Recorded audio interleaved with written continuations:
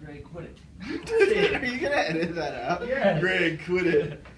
I said you quit it. So how do you feel about tablet PCs and children? Well, that's kind of an open-ended question. Can you be more specific? It's very open-ended. Oh, you have children, right, Mike? I have a son, yeah. Your son's going to be, 4 years old in a couple of years. Are you going to In give like in? 4 years? Yeah. Are you going to give in to the temptation? You're sitting in church. Your son is throwing his hands in the air. He's kicking and screaming. Are you going to give him the tablet to let him? No. And why won't you do this? Well, I'm not allowed to use like electronics in church, so why would I let my kid? First off, but no, I'm kind of against the whole letting your kid use like mobile devices for games and things like that. The reason being, those young ages are very important in child development, in how the brain develops and how they do a lot of cognitive processing and things like that.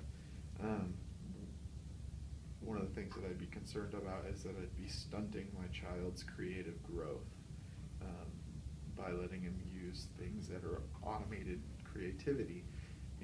Who needs an imagination when some developer has created some sort of experience that requires no imagination for you? So I really kind of am against doing that, and so I probably will refrain from allowing my kid to use those devices. That's a good answer.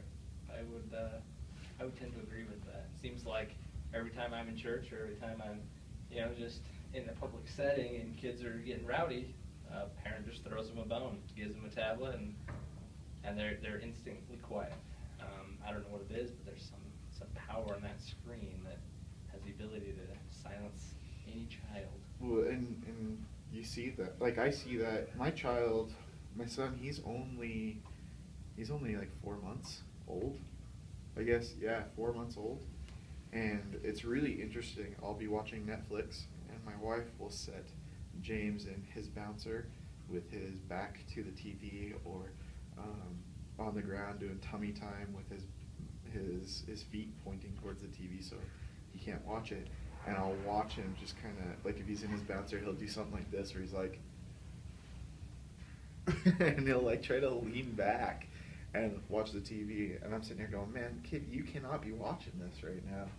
Like, this is going to overstimulate you. There's too much going on. So if that's how it is now, like I expect it to be the same way for a long time. And I'm of the opinion that if you cannot find a better way to calm your child than just throwing them some electronic device, you're doing it wrong. I would agree.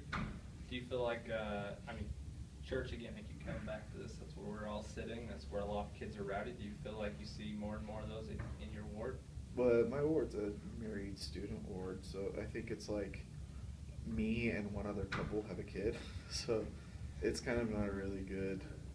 I couldn't tell you yes or no because we have like 2 kids in our ward. Fair enough.